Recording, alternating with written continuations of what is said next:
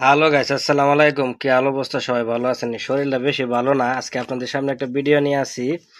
আমি বাংলাদেশে ভোট দেওয়ার জন্য জাতীয় সংসদ নির্বাচনে আবেদন করছিলাম। তো আপনার আমার এটা আসছে, চলেন দেখি এটার মধ্যে কি দেওয়া গেছে। এটা আপনার এই যে এটা হচ্ছে আসল, যেটা মানে আমাদের মানে ভোট দিব, যে পাত্রকে আমরা পছন্দ হয় তাকে আমরা ভোট দিব।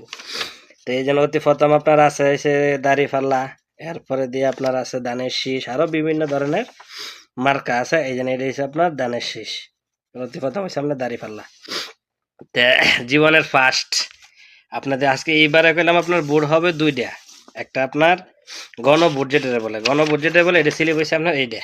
এই যে নিচে দিয়ে লেখা আছে হ্যাঁ, নাইলে আপনার না, দুইটার থেকে একটা। আপনি হইতে আপনি যদি মতামত থাকেন তাহলে হ্যাঁ জানাইতে পারেন, মতামত না থাকলে না জানাইতে পারেন। এটা হচ্ছে আপনার ব্যক্তিগত বিষয়। তো আসল বিষয়টা হয়েছে যে আমি আমার জীবনের ফার্স্ট, আমার লাইফের ফার্স্ট আমি ভোট দিতেছি। আমার শরীরটা খুবই অসুস্থ। আজকে গিয়া নাকি স্লিপটা আমি আনছি আপনার পোস্ট অফিস থেকে, সৌদি আরব থেকে।